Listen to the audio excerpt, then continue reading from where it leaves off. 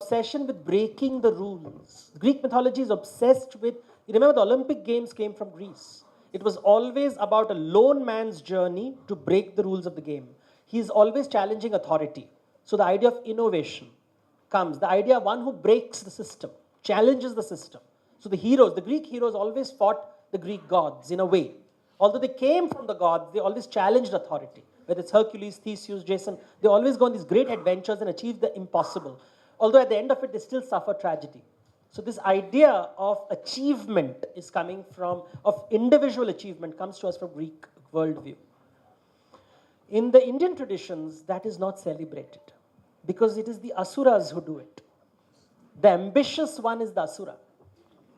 He who is the entitled one is the deva. So which is better, the entitled or the ambitious? And they shall still neither is. So the deva will always be in ranabhumi. He'll always be fighting to protect his wealth, the entitled one. And the ambitious one will always be trying to grab his wealth.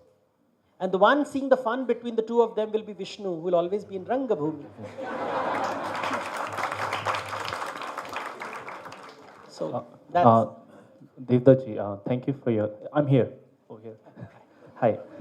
Thank you for your talk. I really enjoyed it. So my question is twofold, basically.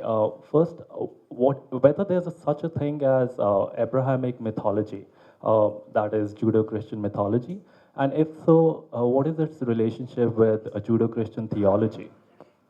Thank you.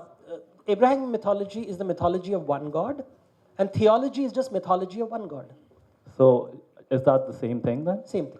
Then why isn't there a Hindu theology, or let's say because Greek Hinduism theology? is both monotheistic, polytheistic. In fact, it's more complicated. It is henotheistic and car-henotheistic and agnostic and atheistic. It's a bouquet table. So it's a buffet. Right. So that's why you cannot have words like that. See, these words are political words. These language and classification of these words are highly political. And therefore, you must understand, words like mythology are political. Words like theology are political. They're designed to say one view of school of thought is better than the other. Right. But in the postmodern world, we don't really care. So do you think in the postmodern world we can use theology and mythology? In the postmodern world. Okay. Do you think we can use these terms interchangeably? Well, you have to. It's called denotation. You have to decide what definition you're presenting your audience with, because there is no universal definition. Right. The moment you look for universal definition, you're still falling into the trap of monotheism. Right. You have to explain. You want to explain a concept to someone else. You have to clarify. This is what I mean by these words. Okay. And that's all you can do, and that is samvad. Okay, so as long as I can explain, I can refer to theology and mythology as mythology. Is that what you're saying? Well, if the person in front of you doesn't like the word mythology, he's going to kill you. Okay. So then why is it that mythology is specifically used for the Indian tradition? Yeah?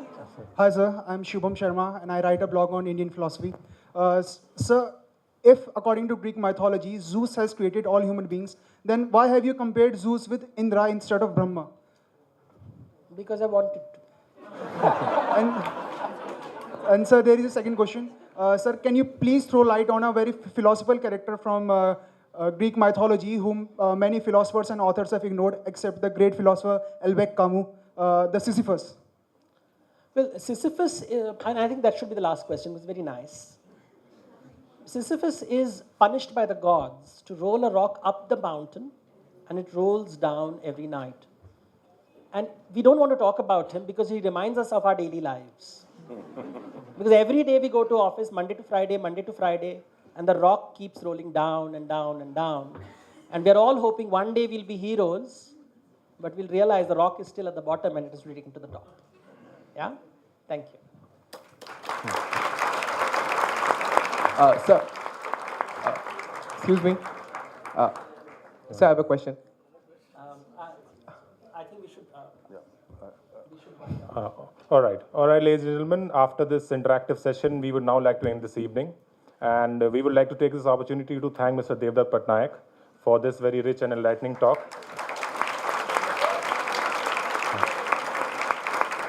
As always, it has been an absolute pleasure to listen to you, sir. And on behalf of the Embassy of Greece, we would also like to thank India International Center, the Indo-Hellenic Friendship League, and Penguin India for the support in making this event possible. Thank you very much, ladies and gentlemen, for being with us here. Have a good evening, everyone.